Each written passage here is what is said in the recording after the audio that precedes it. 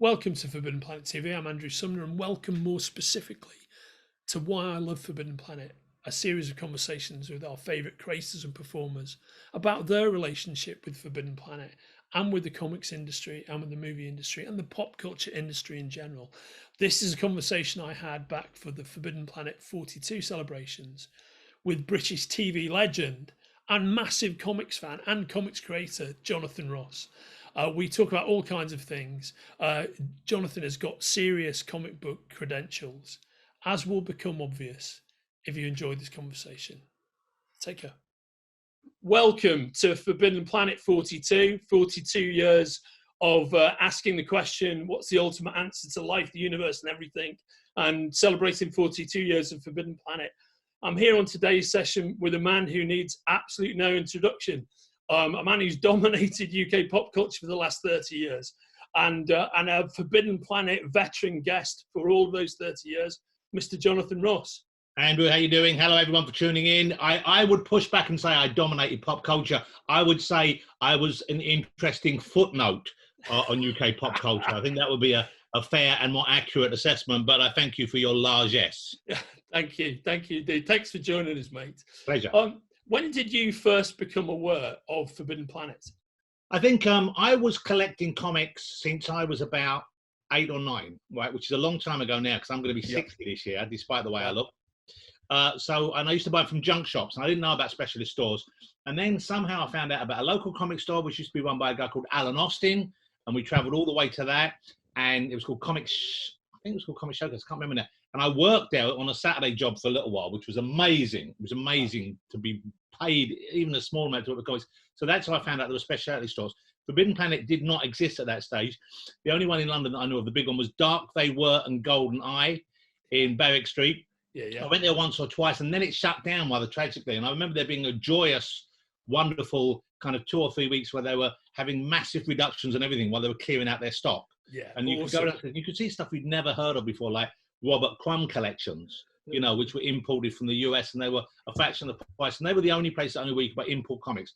And I think it was about that time when they shut down, or maybe slightly before, that the first Forbidden Planet was open, which I think was round the corner in, what was the little street where they used to have all the music stores? Denmark Street. Was that the first branch? Yeah, that was. Yeah, absolutely. So I think it opened up about the same time, and that was a wonderful place. I still think so fondly of that because it was much smaller than any of the more recent incarnations, of course, but it had an upstairs and a downstairs still. I can't remember what the division of stock was, what they had up. I think they had new comics and new books upstairs and some toys. Downstairs, I guess it was back issues and more adult stuff. I don't know. That's exactly what the split was, mate. Yeah, for sure. But it was great because you could see downstairs. From when you walked down Denmark Street, there was a kind of a railing, and you could look down into the windows downstairs, which brought light in, and see upstairs as well. Always down. And so that was probably, it was probably the store I went to the most.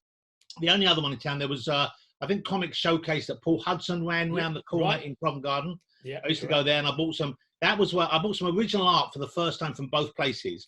I bought a Dark Knight page, which at the time seemed astronomical. It was like £400, but I sold it for a considerable amount more than that. I'm sure you did. From you guys, I remember buying 3 or 4 really beautiful Ken Stacy pages, which were kind of airbrushed. Now, I've still got a bone to pick with Forbidden Planet. Okay. So I bought this piece of artwork, and it was raining, and they didn't have any bags big enough for it. So they put it in a bin bag and take it up. I took it home and put it behind the couch. Went to work the next morning. My cleaners came and threw it out. You're kidding me. It was thrown away. I never got it back. It was thrown away. You're kidding me. And it's such a shame because when I have nice stuff like artwork and like really lovely vintage toys, I always feel that, you know, you don't own them as such. You're looking after them for the next generation. So I try and take best care of all the artifacts I've got from the world of comics and pop culture, because I know that they are increasing in cultural value, and the better you look after them, so you make sure the boxes are in good condition and you make sure the artwork isn't exposed to sunlight. They're in a landfill somewhere, thanks to Forbidden Planet. No, that is a grown man cry situation, if ever I heard one. I would have actually been in tears if that happened to me. I'm going to send you a bill marked up with inflation for how much they were complete. Thank God it wasn't the Dark Knight page. Can you imagine? Mate, that would have been a fucking disaster. But I used to buy all my import books there, and it was an interesting time in comics. I was going there from about, I guess it was about 1979. So I don't know, when did it actually open? Do you have that information? Yeah, well, it was 42 years ago, so my maths isn't particularly good, but let's see. So 78. Yeah, right on, exactly. Okay, so yeah, that might make sense then, because there was a period as well from about 1977 to 78. I stopped buying comics. The reason being, punk happened in London. Yeah, Amazing exciting time. So all my spare money and all my spare energy went in involved, being part of that and enjoying that explosion of a new kind of culture there. And then after that, when things got a bit back to normal, I started going to school again. I was held back a year because I failed all my exams because of that. So I started going to school again. And then I was getting ready to go to university, which I went to in London, partly because no one else would have me, partly because I wanted to stay in London and enjoy things like Forbidden Planet. So I was from university, I'd go there. And that's when the whole new wave of slightly more adult progressive comics began. So I remember picking up the first issue of Raw magazine. Yeah, right. Big oversized from Forbidden Planet. What the hell is this? But I'm going to buy it. Heavy metal you started getting there as well. And you could sometimes pick up Metal Hurlant as well to get the original French art. It was such an exciting time. Meanwhile, Des Skin was publishing Warrior, which you could actually buy in newsagents, but if you missed the issue, you could pick it up at Forbidden Planet. That was such a great comic. Amazing cast of talent he had there, and that Miracle Man one is still just extraordinary. Oh, it's unbelievable. And of course, V for Vendetta as well, two of Moore's greatest achievements. Yes, yeah. So it was such an exciting time to be reconnecting, and there was a lot of new books coming out and new publishers. And the only place you could see and find them would be at a store like Forbidden Planet, which was my store of choice. So you go there and you get stuff like Nexus by Steve Rood. You get all the Eclipse books were coming out. Pacific started up, that publishing company. Malibu.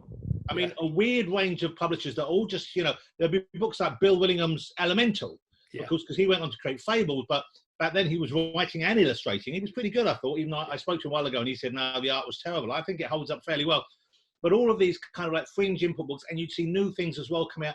Teenage Mutant Ninja Turtles. I remember seeing the first issue oversized and thinking, I'm not buying that, which I kind of regret now. And you'd keep up to date with the new Marvel and DC, and it was an interesting time there as well. Cerebus, it'd have all that stuff going in. I never got into Cerebus. Lenny Henry was a big Cerebus fan. I never got into Cerebus at all. I still haven't really got into it. I look at it and it always felt a little heavy-handed to me. But it was exciting because Miller at that time, who we're talking about now, he was just doing his best work at Marvel with Daredevil. And that was really... after those early issues where he was working from, I think, Ralph Macchio's script. And then he began to write himself, and then he had Jansen came on board as the inker, and there was that kind of golden age of books. We had Dark Knight come out from DC, Miller, when he moved over there. Before that, of course, Epic brought out Ronin, which was a mind-blowing, I think undervalued, underappreciated book. Couldn't agree more. Really wonderful work. And so there was all that going on. That was actually, we were right in that kind of white heat moment of this kind of, ground zero explosion of more sophisticated storytelling. Artists who'd grown up, same kind of age as us, reading comics, filtering in their love of it, but giving it a kind of different sensibility from wherever they came from.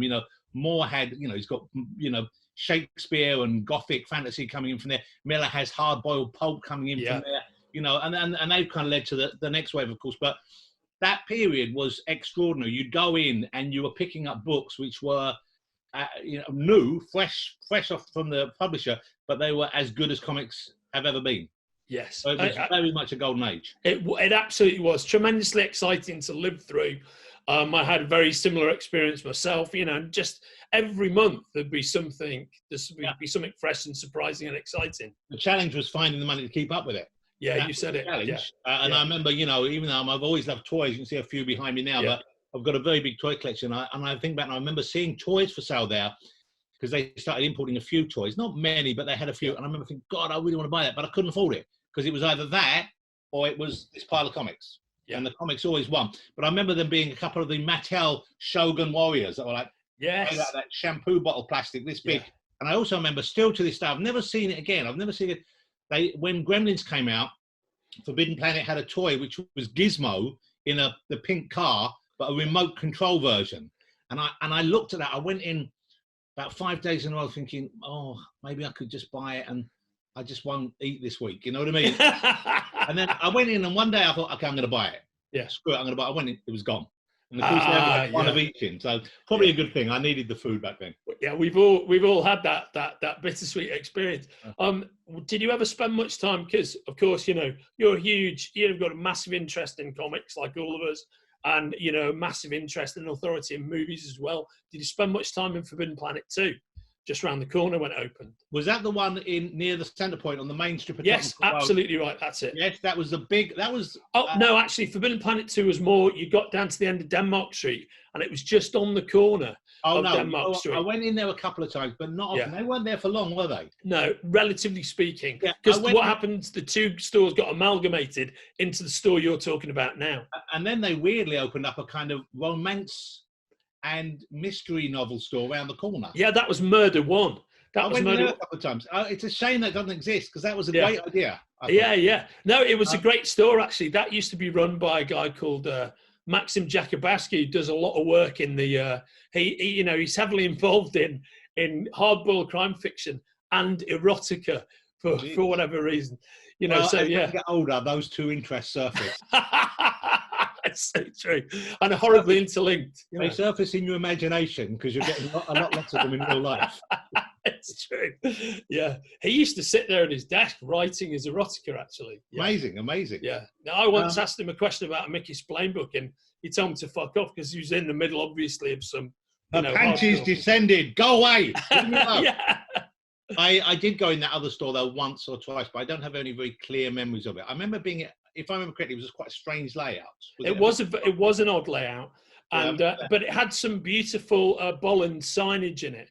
If you remember, in those early days of the store, Bolland used to do a lot of artwork. The famous bag, of course, with red. The people like us shop at. Yeah. And he did one for Forbidden Planet 2, which was the same kind of principle, but it was like Clint and it was Bowie, it was Debbie Harry was on the image. I remember that. I remember that. But it's weird because now he works almost exclusively digital, I think. Yes, that's right. It's such a shame in a way. I can see why he'd like to do it, but to see those. Such a shame the artwork doesn't exist. Exactly.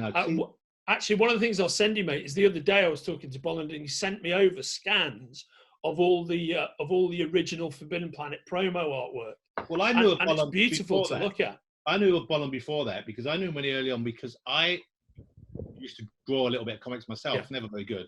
I'm actually doing more now. I'm drawing comics here now in my office. I'll maybe show you a piece in a minute. I've actually got a lot better because I've actually started for once in my life looking at how you're meant to draw as opposed to just still copying in my head my attempt to do Jack Kirby when I was 9, very quickly as well, thinking that a page should take a minute. You know what I mean? It's that weird thing when you're a kid. You think that, it can't take 5 minutes and you won't go back and rechange the figure. You go, that's rubbish.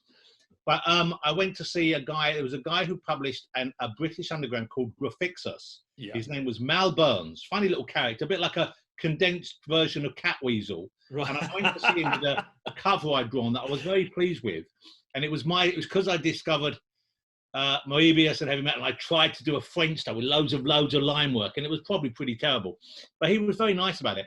And he published Grafixus, and he had some Bolland work there. And I think he was also involved in the publication of a little kind of, I guess that would be A5 size book called Bizarre Sex. Yeah, I remember that. Yeah. It had kind of like some homage bondage work by Bolland in it. Wow, I didn't know that. Well, it was him doing Betty Page drawings before Betty Page exploded as a pop culture thing. He must have known before about Dave Stevens, before any of that. Yeah, and it was amazing because it was clearly Bolland, but a slightly more primitive Bolland. Nowhere near the line work wasn't as fine. The figures weren't quite as, convincing. So I remember seeing that, thinking, wow, this artist is great. And there are a few guys around that time who I bumped into who went on to be big stars, who were just finding their way. I remember helping out when I worked for that comic shop I mentioned, Alan Austin. He had John Bolton come round one day. Oh, this was before Bolton had done any American work, but he had done work for the Des Skin, once again published House of Hammer magazine, which had some exquisite stories in, mainly by Bolton, some by some of the Spanish or Philippine artists, I think, I'm not certain. And he'd done a werewolf story in that, Night of the Werewolf, based on the Ollie Reed film. Anyway, he'd come and for some reason he would buy the carpet of Alan Austin, so I helped him carry it around. So that's my John Bolton story. I helped him carry a carpet around to his flat back in about 1974. Oh, I love it, mate. I mean, it's not an anecdote you can dine out on. I'll give you that. It stayed with me. It's got some quality to it, and he did that. He did that great, just one installment of a Night Raven strip, just at the end of just at the end of Lloyd doing it. He came on board and did one. That was amazing. Homages into the shadow in there and whatnot. Really beautiful, really beautiful. It was great work. So basically, you go way back with Forbidden Planet. You know, you're a massive comics fan like ourselves. There are some specific things I wanted to ask you about, because one of the things, out of all the things that you've done, that I love the most, and I know we're big fans of at FP headquarters, is your In Search of Steve Ditko documentary. Yeah, so we're massive Ditko fans. And by the way, so my set basically, when Spider-Man, the Raimi Spider-Man, was originally released, myself and a guy called David Leitch, whose work you might be aware of, he's one of the editors at Titan, and he creates a comic strip called Psychogram. We managed to blag our way into the earliest screening of Spider-Man at like Sony headquarters. And we went there in a screening room which was populated by 4 people, me and Leach and you and Joe Cornish, right? and me and Leach gave a massive cheer out when the titles went up in super nerd style when we saw Steve Ditko's name on screen. We were just blown away that he got a credit, you know. Yeah, but huge Ditko fans. What can you share with us about the making of that, and anything you might not have been able to talk about with regard to Ditko himself, you know, beforehand? Well, I mean, there's nothing really I haven't been able to talk about. I mean, we kind of knew he was. I've got somewhere, and I can't share it with you because I think it'll be wrong. But I've got a phone call I recorded between me and Steve. Oh, fantastic! I asked him once again whether he would take part, but I only recorded it because, and I wasn't worried about him per se, but you know how litigious Americans can be, and I thought, okay, well, we're making a documentary about him, but he's not speaking in it through choice, and I just wanted to make sure I had a record of him saying, I don't want to be part of it, you know. So I've got that, and I listen to it every so often in a weird kind of slightly mawkish way, a slightly sentimental way. Because I spoke to him on the phone several times, to the extent that when I used to go to New York, I'd say, oh, maybe I'll phone Steve Ditko. My wife would say, leave him alone. That's want to speak to you. She'd get very weary about it. But the interesting thing about Ditko is, you know, for years I laboured under the misconception, as many people have, that he was a recluse. And of course, he wasn't a recluse. He just chose not to exist publicly as a personality. He wasn't selling himself in any way. But if someone took the trouble to write for him, he would always, without fail, as far as I know, I don't know if maybe if you wrote something abusive, he wouldn't, but as far as I know, he always wrote back. And you'll see a lot, if you go online, you'll see a lot of people sharing the letters they had. I think someone's bringing a book out, in fact. And some of them, if you were nice and you said, some of them were incredibly generous. You know, he would say, well, I mean, they'd always be quite brusque, you know, but he'd be generous with himself in a way, because he would say, this is how you should draw, find your weak spots, draw them again and again and again, work out angles, look at how comic stories are told, try away. The art is very important. You've got to be able to tell the story with the art alone. And he would go out of his way and he'd say, I can't take on an apprentice right now, but, you know, I'll have a look. Okay, I'll draw a picture for your fanzine if you'd like someone. You know, and he was, I mean, it was interesting that was, I think because we're so used to celebrity culture where everyone seems to want to be famous, when you encounter someone who didn't want to be famous, you kind of figure, oh, there must be something wrong with him. And of course, then I came to the conclusion of this, that maybe there was something more right with him than anyone else. You know, the fact that he understood giving that away. And as you probably know, you know, now that he's gone, his brother and his nephew are working on bringing out some new material, and they're sharing pictures of collection of Mr. A. Yeah, his nephew Mark, you know, and it turns out Ditko is a dedicated family man, and there are scores of pictures of him with his family. Which I kind of knew, and I knew he'd been ill for a while as well. When I went into, I'll tell you one thing that happened, which might be interesting. I had with me a beat-up copy. Well, it's beat out. It's probably still worth a fortune, of Amazing Fantasy 15 and a few of his other earlier books, and I had them with me. And when we knocked on his door, I went up there with Neil. I mean, I was doing the documentary. Neil was being interviewed in it, and he happened to be in New York that day. I was doing Neil was in New York to talk to DC about maybe doing some more Sandman, which didn't happen at the time for reasons which, you know, it's up to Neil to say. This was when Paul Levitz was still running DC. So I went to DC to interview Paul Levitz because he'd worked with Ditko on Stalker. So he had a working relationship with him over and above just the fact that Ditko had created Creeper and Hawk and the Dove for DC. And we were interviewing a few people at Marvel, Joe Quesada and a few other guys at Marvel, Tom Brevoort, I think, I can't remember. We weren't doing Stan Lee there. We did him in LA at a different time. And we were doing Neil Gaiman. As I said, he was there. So I said, let's go for lunch. I said, look, I might go and try and visit Steve just for the hell of it. I've got the crew with me. And he said, okay, I'll come along. So we went together. And when we went upstairs, I had that pile of books with me, which I've been using in the interviews a little bit to talk about, you know, how comics, some stuff that didn't get used. And so I said to Steve, I said, have you got any old work? Do you want this? I offered him the Amazing Fantasy 15. He went, oh, and he looked, he told me, he said, they got the colors wrong. I said, what do you mean? He said, well, when I drew that, when I came up with that costume, I wrote that he should be orange and purple. What? What? And he said, and I think he said, no, I might have imagined this next, but I know he said that. He might have said, there's another guy who's blue and red, which we assumed was Superman. Yeah, right, yeah. But maybe he didn't say that. Maybe we talked about that afterwards, and it became, But he definitely said it was orange and purple. So you can imagine, and who knows? I'm sure it would have been as popular because it wasn't the color of the costume that we went for necessarily. But I don't know whether orange and purple were rejected because they would have printed murkier back then with that cheaper pulp paper, or whether they just thought blue and red are more striking, and we haven't got a blue and red character at Marvel. They had the blue costumes on FF, but they didn't have anything that bold. But either way, pop culture, the landscape would have been entirely different. Just vastly different. But then you never know, because when you think about it, we forget now, but Daredevil, who is kind of never really broken through on screen in a way, because there's never been a good film or particularly good TV show. That was fine, but it wasn't great. But that red costume, of course, only appeared after issue 7 or 8 or 9 or something. Initially it was that Bill Everett designed, or Wally Wood designed, yellow and red. Yeah, Bill Everett designed the yellow and red, and then Wally Wood designed the red. But the Daredevil red, So maybe it would have changed over the years anyway. And then I said to him, would you want this? And he went, no. He said, he looked, and he sort of smiled, and he held it. So I've got a copy of Amazing Fantasy 15 document that Steve held. Yeah. And he said, no, he said, you keep it. That's worth a lot of money these days. He said, hang on, but I'll give you some of my new books. And he went back and he gave Neil and I a pile about this big, of the new stuff he was publishing with the help of Robin Snyder. Yeah, right. Kind of, some great stuff in there, static stories in there, and weird. I think there was a Mocker story in there that was a backup character in Charlton. But it was, such a lovely gesture. And I thought, what a friendly thing to do, especially as we had, and he knew who Neil was as well. I said, this is Neil, he writes comic books. I don't even know. So obviously he knew who the new wave of people were. He knew what was going on in comics. But he kept his opinion fairly much to himself. Whether or not he approved of some of the new writing, because he liked it to be, I think, more clear-cut that man was striving to be the best he or she could, using man as a generic term for humans.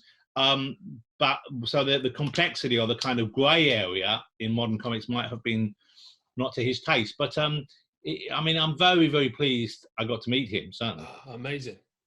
Yeah, no, I think it's a beautiful piece of work, that documentary. I don't know anybody.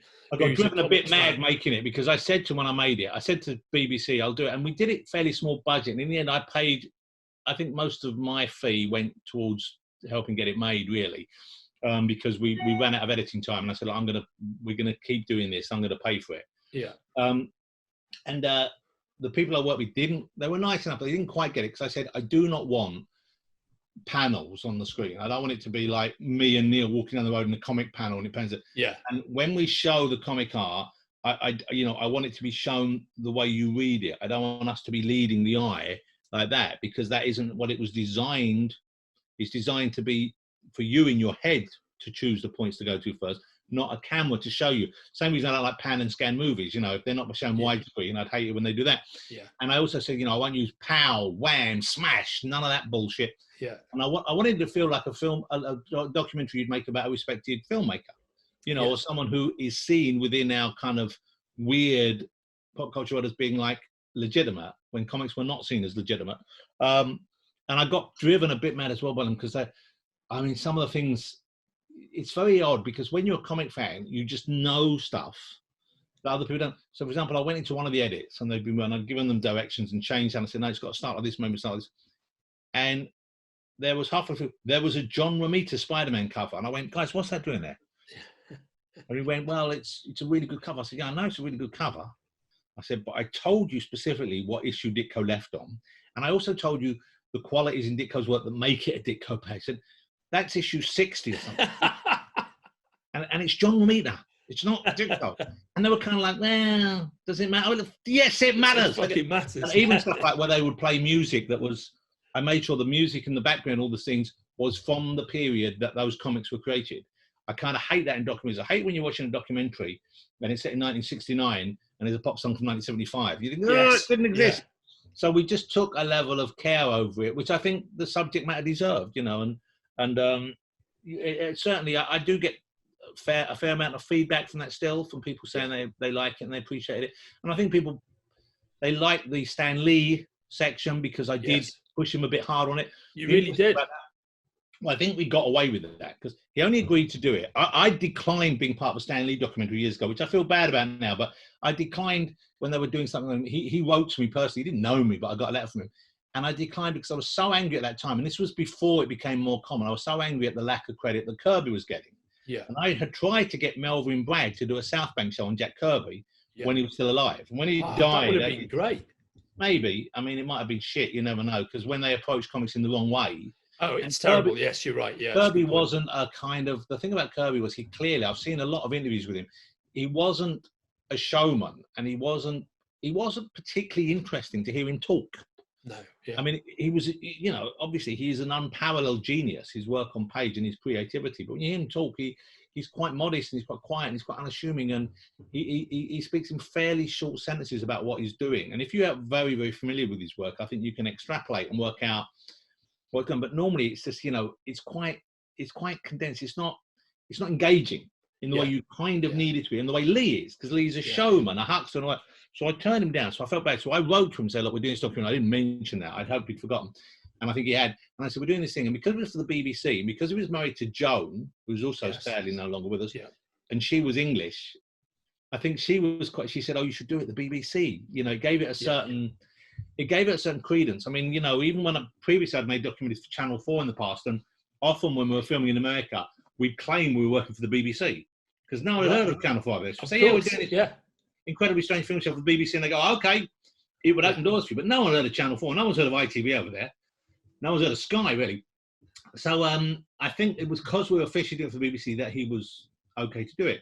And on the morning we were doing it, he turned up on time, on his own, looking very dapper, remarkably fit for his age. And I was immediately overcome with emotion because Stanley, despite my concerns, and I still feel like, you know, he could have been more generous, but I think that was the way he felt. That was what he believed. And he was a genius. You know, what he created with those other artists was extraordinary. And I know he couldn't have done it without them. But at the same time, they never had quite the same level of success without him. Yeah. Quite. You know, I mean, Ditko and Kirby still went on to create more interesting things than Lee did on his own, in my opinion. Yeah. But he turned up, and here's the interesting point is, he turned up, and we were waiting for his attorney to arrive. Because he wanted to do the interview. He'd been told at that stage in his life he should do interviews with a lawyer present. And the lawyer got stuck in traffic. And then he said, I can't make it. There's been some sort of accident on the freeway. And Lee said, can we do this another day? And I said, well, no, because we're going home tomorrow. She said, well, let's do it anyway. So I suspect one of the reasons why we were allowed to use that and get that was the good fortune that there wasn't an attorney there to say, Stan, maybe you shouldn't say that. And we shouldn't do that. Yeah. And at the end of it, we got him to sign the thing. And he was going, oh, I don't know if I should sign this, you know. You pushed me pretty hard. Then I went, well, you know, we will not use it. We will not misrepresent you. I will use it legitimately. I will give you, you know, which I did. I used the whole chunk with me saying at the end, I respect your opinion, even if I don't agree or something like that. Yeah. So I was pleased we did that. And I hope it wasn't a cause of any grief for him because, you know, I was very pleased to hear him have the chance to say, to answer someone who actually said to him, but you can see why by you just saying to Steve, I'm happy for him to be considered the co-creator. That is not the same as you saying he is the co-creator. And the thing is, we got to the crux of it, which is Stan did not consider him the co-creator. Yeah, correct. And that's fine. That's fine. We weren't there. That's Stan's opinion, in the same way that Steve's opinion clearly was, I co-created this. Yeah. And my opinion, if you're interested, is I side with Steve on this. But ultimately, we only have their opinion. We get Steve's opinion from what he wrote and drew in the Robin Snyder books. So that was. I mean, I think everybody, you know, everybody who's interested outside of Stan, and you know, I have tremendous respect for Stan, love him the same way you do. He was a genius, but I think everybody else looks at it in the way that it's co-created. I don't think there's anybody who actually agrees with Stan. And you know, I'm lucky enough to have a large amount of original artwork, and you look at the back of some of it, and on some of it you'll see Lee's notes, and you'll realise he was a genius editor as well. I mean, he's and a great art editor before he handed it over to John Romita Senior. Because he used to get him to redraw covers, and normally he was right, you know. And normally, by the way, the original cover was great, but the other cover was more punchy on the newsstand. He knew how the colours would pop. He knew how the action would read. He wanted the big characters front and centre. He didn't want them to look just crushed and defeated. He wanted to look like a fight was going on. He had that kind of editor sense. So he absolutely, deserves the praise that we give him. But at the same time, you'll see on some of the old artworks, you'll see stuff from Jack, and I don't have this piece, but I've seen it on the FF and the Silver Surfer first appeared. There's a margin note by Jack saying, "I figured someone as powerful as Galactus wouldn't travel alone. Yeah, he should have someone who goes before him. He's a sort of cosmic surfer guy." And so Jack had clearly come up with that on his own. Yeah. Now Stan then probably gave it the backstory of Shambhala, whatever it's called, and his lost love. And what's the planet he came from? Oh, yeah, I think it is Shambhala, isn't it? Like it's something Norin Rad from Rad, and I think the girlfriend might have been Shambhala or something. Anyway, yeah, all that probably came from Stan, and the kind of mock Shakespearean tortured prose almost definitely came from Stan. Because Jack's writing, although I've grown to like it more over the years, it was clunkier. It was more mechanical is the wrong word, but it was less purple, less poetic. Yeah. So that would have come from Stan as well. But clearly, the idea of this amazing character traveling through the cosmos on a surfboard, which after the event you think, well, of course. Yeah. But at the time, who comes up with that? Jack Kirby. That's all. Yeah, of course. Of course, I think you're absolutely right. I mean, I think Lee's particularly kind of hip 60s patois and energy is a vital part of all those characters and the way they speak. Yeah, but you're absolutely right. I mean, I think one of the reasons the Marvel Universe has been so successful as a whole cinematic universe is essentially all these disparate characters are created across 3 or 4 years by the same 3 or 4 guys. So that voice runs through the whole thing. Well, I think it all feels right together. The thing that Kevin Feige and the guys who run Marvel Studios have done very well is by keeping humor in there. Yeah. And a certain kind of humor, which is sophisticated but not smart alecky, which is where the FF film failed, both of them. Because they had, all 3 of them, in fact, they had humor, but it was lame. Yeah. And that's why I don't care for the DC films so much, because they don't have that much humor. Yeah. If you compare, for example, the Justice League movie with the Avengers movie, and the first Quicksilver sequence in the Avengers movie is fabulously great fun. But all the sequences with the Flash in the Justice League movie are a bit lame, I thought. Yes, I agree. They're not as good. Even when he draws the moustache on the guy, it's not quite good enough. Yeah. It's a bit route one in the writer's room. You think someone say, okay, well, leave that in as a marker. We'll come back and think of something better. And it's a shame because in DC in the 60s, there was an amazing weirdness and an amazing... I'd love to see I'd love to see a Batman film with Batmite in. I'd love to see Bizarro crop up in the back of a Superman movie. That would be extraordinary, especially the way Alan Moore then reworked him as that tragic, tortured character. What a brilliant thing, but you could have all the fun early on. But Warners, I think, just do not understand what they're sitting on. I mean, I'm going to name drop for you now. I had Guillermo del Toro around my house a few years ago, and we were talking about, he loves Kirby. Yeah. He loves Kirby. He loves Wrightson. He loves other comic guys as well. We were talking about Richard Corben. He loves Corben. But we were talking about the Demon. And as a present for him, just because I was a big fan of his, I drew a picture of the Demon and Witch Boy being trapped by the white man, the pale man. Yes, which he's got framed in his office, I believe. So I was talking about the Demon, and I said, why don't you do it? And he said he would love to do a Demon film. And I think some people are just wary of working on things because Warner's sit on them. Yeah. But you look at the Demon, you think, what a great film that could make. And it's just be amazing. Jack put everything there. Everything's there for you. Yeah. Swamp Thing could make a great film or great TV series, but so far every attempt has been lame. Even the recent TV show on DC Universe, terrible. It doesn't even touch what Moore did on his run at all. Yeah, but then the Marvel TV series have been fairly bad. Yeah. I mean, and partly because I think they're stringing them all out with lots of talking scenes, because talking scenes are cheap. So you wind up with these plots that just become more convoluted and don't ever finish, because it's like, well, let's give them 20 episodes. And Feige hasn't worked on the TV shows, has he? No, and I like that people do work on them. And there's some good actors and there's some good choices made, but at the same time, none of them really are that memorable that you would recommend them to anyone. Yeah, no, Daredevil got close. I thought, I love the idea that they reached for Luke Cage, but then, did they do Black Lightning on DC? They did Black Lightning on DC. That was terrible as well, Yeah, that was All much of them better. could have been a lot better. Luke Cage had moments that I quite enjoyed, and I thought he was good as well. Mike Coulter, I thought he made a good Luke Cage, and I thought they've cast him quite. I actually thought Daredevil was well cast. You know, I really like the way Daredevil. I really like the way the Kingpin was cast. I thought. yeah, it was all right, but it felt like it was good. Well, no, I thought it was good, but it was like the performance and what they gave him to do in the script was one note. Yeah, right. Yeah, I think that's a fair comment. You know, and it's like Yeah. That's what works in the movies, is that you don't just have that. Yeah, You know, you have other elements, but there are moments in all of them. I mean, I'm always pleased just to see something on screen like that. Like even in the first Daredevil film with Ben Affleck, you know, the moment where he locks himself in the isolation tank was great. Yes, that was a really nice moment, I thought. You know, and even if it's lovely, even if the ballet date sequence in the park was so weird, man. Excruciating. So bizarre. I mean, the tone of that movie is just all over the place, isn't it? You know, but all over the place. You know, you need people to understand what they're going to tell. I mean, I recently treated myself to rewatch the Howard the Duck movie. Using that as the benchmark. Yeah. Everything we've discussed so far has been a masterpiece. Oh, absolutely. So of the last 10 years of Marvel films, what are in your top 2 or 3?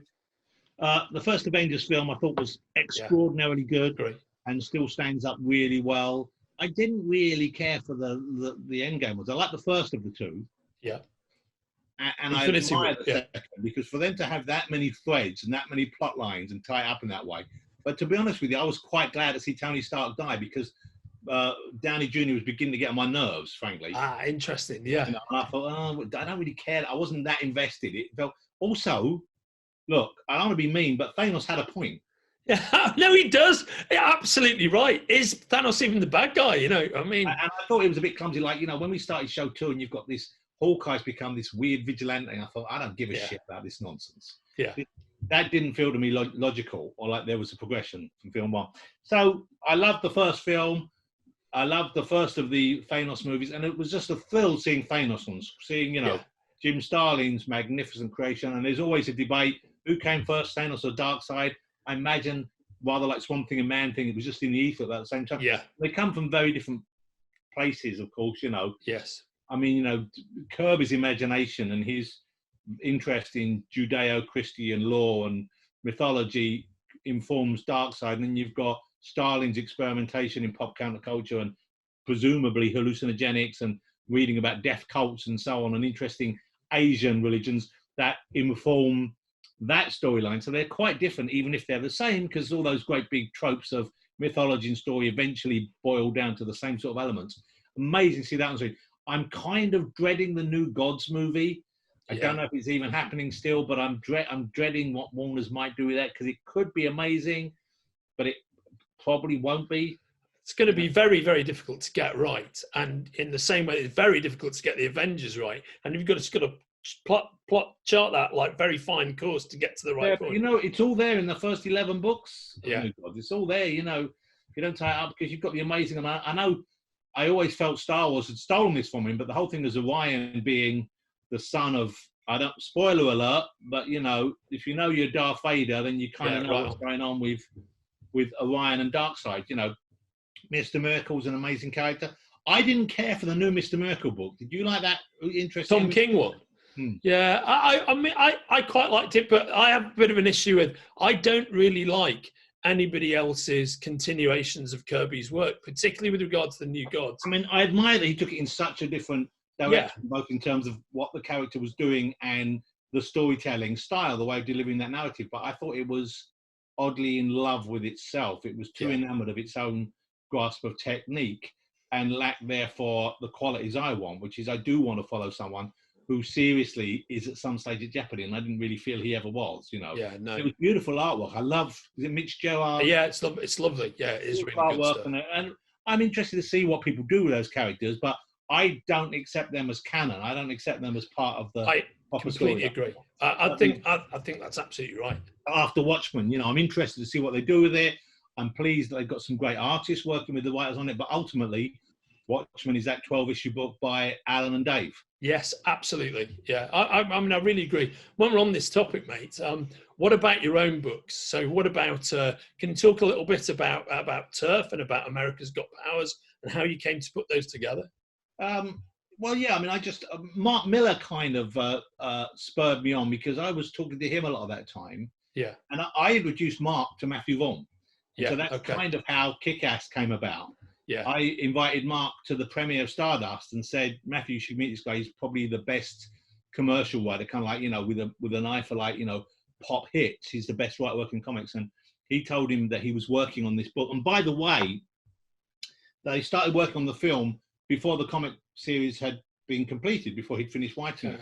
So my wife wrote the line, with no power comes no responsibility. How fantastic. That is great. She wrote that line, and then it turned up in the comic books. And I remember at the time her thinking, oh, and Mark, I don't think he's ever given her credit for that. Yeah, all right. It was temporarily a cause of some tension at home. Yeah. So Mark said to me, have you ever not thought about writing? I used to talk about this, and I used to draw covers for imaginary comic books, because I'm very much in love with the Atlas line of comic books that Martin Goodman started when his son Chip was ousted for Marvel in about 72, 73. Yeah, you know, the Destructor and Target and all those books, right? Brute, Target, Phoenix, Scorpion. Scorpion. By Chaikin. Some incredible work. Planet of the Vampires, some beautiful books. The Tarantula, Pat Boyer art. Right on. So I love that one, and I've always loved the idea of suddenly someone appearing, like, you know, because for us it was amazing. You turn up and suddenly there was a new company bringing out superheroes. Suddenly you had Charlton getting back in the game with E-Man and what was it, 2000 AD or something, the one with the John Byrne artwork, and it had 2000 in the back as a backup story. What is that? Yeah, it was a kind of post-apocalyptic story, and then you had Atlas Comics. Boom! Suddenly, great artists, 20 new stories. So I used to draw these covers, and he said, you should write one. So I started thinking about it. I started talking to him. I just hadn't thought about it before. And so I pitched a couple. He put me in touch with Tommy, who'd done 1984 with him. Yeah. And I pitched 2 or 3 to Tommy, and he wanted to do Turf. That's the one that raised with him. So we did that. And I enjoyed doing it. I look back on it. It was too wordy, the early issues, but it was a good plot. And I did plot out the whole of season 2 of Turf, which happens 13 years later. Just in the run up to World War II. And it had the CIA trying to track down. We found out that Susie had been pregnant with Gregor's kid. So she has given birth to he's now 12, and he's just coming to fruition, and he's struggling between whether he's a vampire or human. But he's more powerful than us. Meanwhile, she had taken care of and hidden the alien technology so no one could have advantage of it. But both the CIA and the Nazi Party, with their groups in the US, are trying to find what they know to be the super powerful technology. So it was quite a good, complicated storyline. But unfortunately, I fell out with Tommy over reasons which were, in my opinion, entirely his fault. And I think Image would back me up on that, because we were doing my next book with him, which was going to be Golden Age, this retirement home for superheroes. Yeah, I remember that being announced. Here I've got the whole first issue he drew. Yeah. But we hit problems with, I mean, there were, in my opinion, as I said, you know, things weren't, they didn't move forward in the way that we had agreed. So in the end, I was forced to say, I felt I was forced to say, I can't do it with you. And I kind of had put so much energy into that. To get it off the ground with someone else, felt like I might still do it one day. In the end, I had to buy my idea back off him because of the way LA law works. I pitched it to him in LA, and he'd started working on the case. And to be fair to him, he did some amazing character design for those comics. And I can see, therefore, if we go back to the Ditko Lee thing, not that I'm comparing myself to Lee or him to Ditko, but I can see how one could feel that, okay, I came up with that, because initially I did come up with that, and I came up with the characters' names and their powers. But when I gave it to Tommy and he designed these wonderful costumes, suddenly they came alive. And then that inspired me to think, oh, well, if he looks like that, maybe he could do this. And then that does inform what you think of. So there is an element of co-creation, even though it does probably begin with one person. Yeah, I mean, if you're being fair, you have to look at that you are then inspired to create more and take it in a different direction because of what an artist brings in, if you're the writer. So that never happened, and that never has happened. I've got these incredible, because he is, as an artist, I find it very hard to fault him. He's phenomenal as an artist. Yeah, he's phenomenal, phenomenal. But I don't think he was in a place where he wanted to do a continuing story, and I just wish he'd made that clear to me, you know, or had understood that about himself. Then I did America's Got Talent. Did that great Rocketeer series, didn't you? Junior Rocketeers with him, right? With him, yeah, that was fun. Yeah, they came to us and asked if we do one. But I always find it hard because I had this idea. I suddenly got excited about the Rocketeer, and I wrote like a 20-page story. But so in the end, I had to try a lot of the ideas away. Because I love Dave Stevens. I love that period. I love the Rocketeer. Yeah, fantastic. Then I did America's Got Powers with Brian. So I love Brian's work on Authority and on Ultimate Avengers. Yeah. And he was great to work with. And I'm still very close friends with Brian. We talk a lot, and we keep thinking about maybe doing something. But he's doing that Batman series with Warren Ellis. And you introduced him to Samuel L. Jackson, didn't you? I remember. Yeah, because I knew that he had. I knew that he had suggested to Mark that Sam should play thingy, and I don't think he ever got the credit that he deserved. Once again, it's easy because writers are people they talk to. They don't talk to the artists quite as much. So I made sure Sam got to know that, and he met Sam on the. We didn't use it on the show because it wasn't part of the show, but I put the copy out there for. I put the clip out there for Brian to be able to share it with people. And we keep talking about doing more stuff together. I was lucky enough to work with Ian Churchill, who I really love working with as well, on The Revenger. Yeah.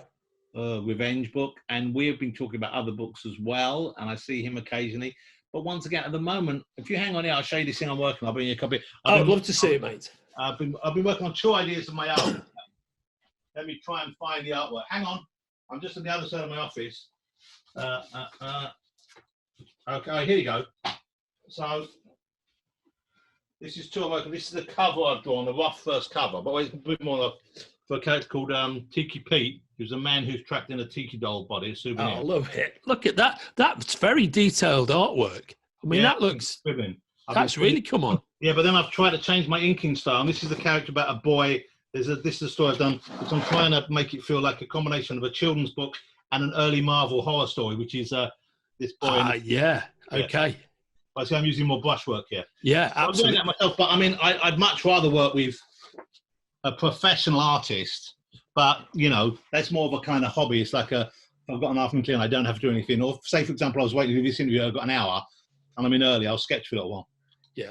So I might do some more. Golden Age is something I still would like to do because I blocked out the whole first series books and I blocked out series 2, which involved them encountering some of the old pulp heroes or my version of the old pulp heroes, who hadn't died.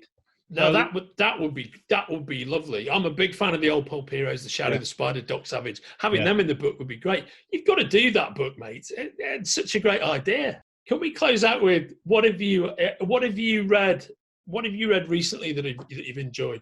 Well, I don't read as many monthlies. Anything that Ed Brubaker and Sean Phillips do, I love. Mate, yes, absolutely. They're the greatest. They're the greatest guys working today. They're phenomenal. Oh, they're amazing. Monster that came out from Image. There was a young woman who wrote it with beautiful artwork. I can't remember her name, but that's amazing. I very much enjoyed that.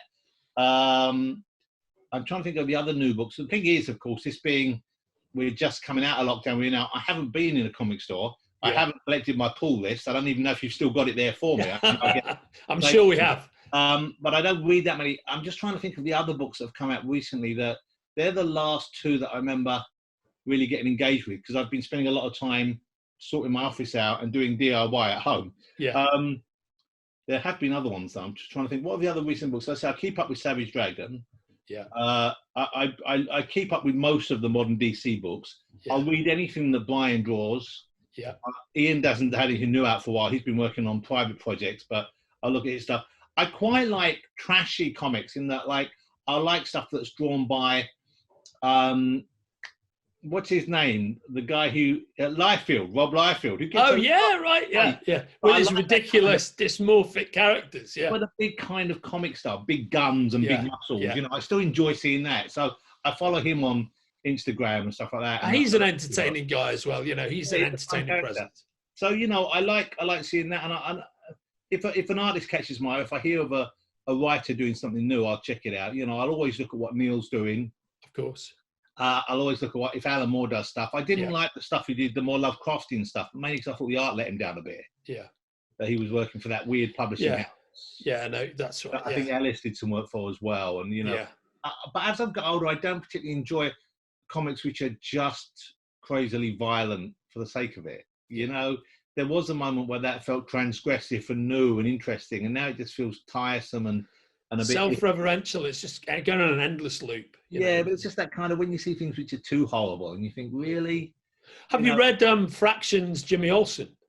No, I've heard that's good. Mate, you've got to read it. You'll enjoy it. It's great. Did he turn back into a big turtle man again? There's a lot of that in it. Yeah, I love all that stuff. There's a lot of that classic madcap 60s transformative Jimmy Olsen stuff. Because I mean, that's why although sadly he's gone far too soon, but Darwin Cook, when he amazing re-delivered for us the kind of spiel of 50s and 60s DC, which I had never really loved that much. I liked it a lot, but I'd fallen in love with Marvel.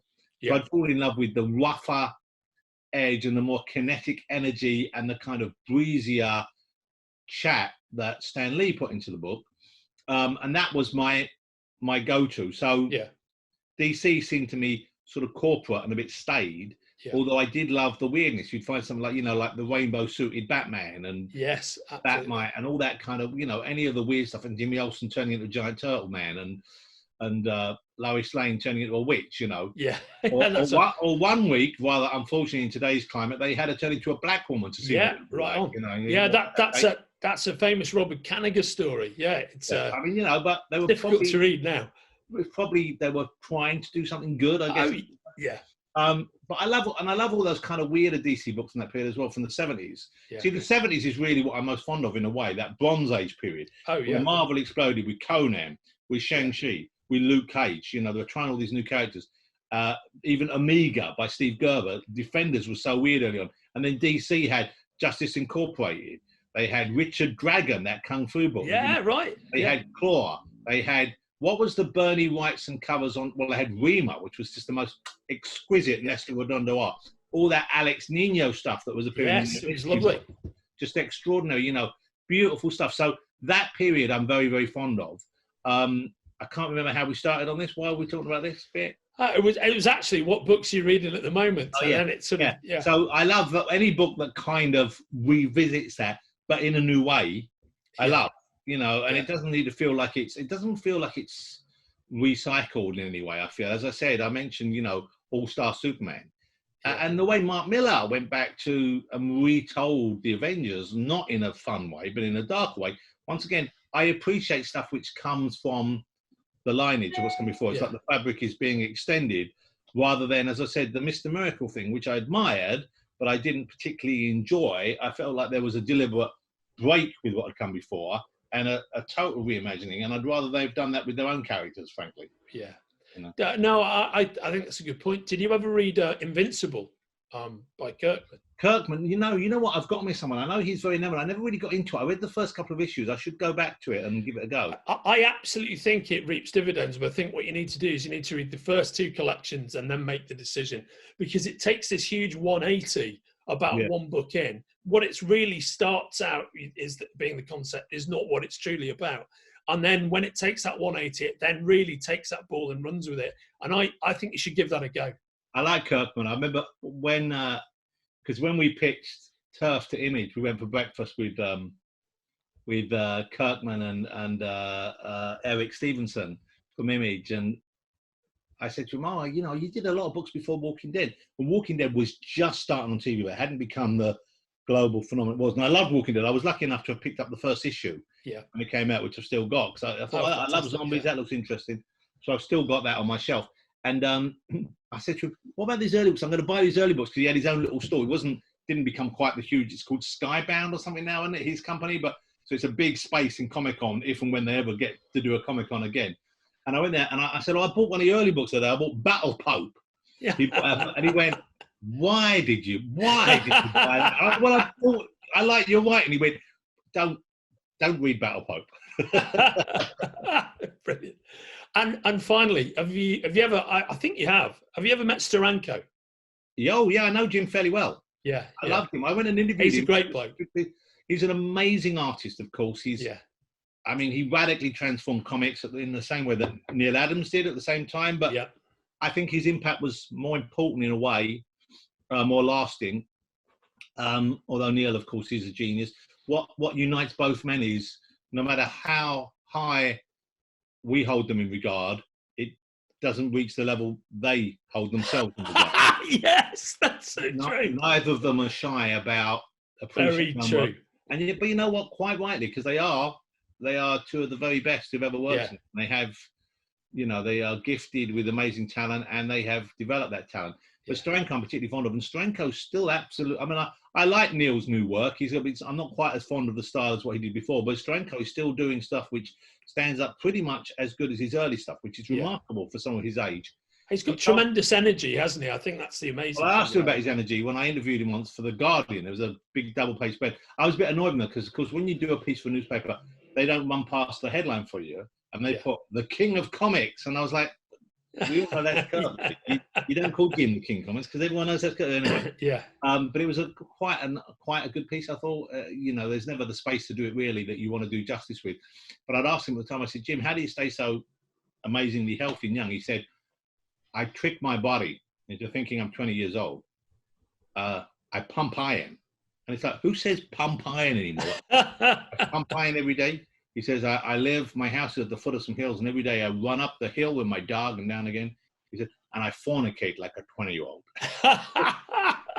Fantastic. Fornicate. Who says fornicate? I love it. I asked Jim, I said, although we hope it won't be for many decades to come, but when you die, how would you like to go? He said, I want to go in a hail of lead, taking as many of my enemies with me as possible. It's like, you're a comic book writer. How many enemies have you got that come through with machine guns? I think partly he thinks he's the Shadow. That's the thing. Yeah, absolutely. An amazing talent, and you look back at his work, and it's still, when he was in his prime, about that period after his first X-Men book cover, say, or around that period, once he'd really got into S.H.I.E.L.D., those S.H.I.E.L.D. covers are among the greatest comic book covers ever produced. I think probably the giant-sized Hulk issue #1 is perhaps the greatest comic book cover. Oh, unbelievable. And in its original incarnation without the Marie Severin. I like the Marie Severin face. I love Marie Severin. That's nice, yeah. But I like that story. Go ahead. But it's interesting we mentioned him and Adams at the same time, because I think that Hulk cover, for me, is probably the greatest Marvel cover of all time. Yeah. And the Superman Unchained cover, when he's breaking the binds of kryptonite, that's probably the greatest DC cover ever. Or the Green Lantern cover. Yeah, where amazing. And they're both Neil Adams, so both of them are extraordinary talents.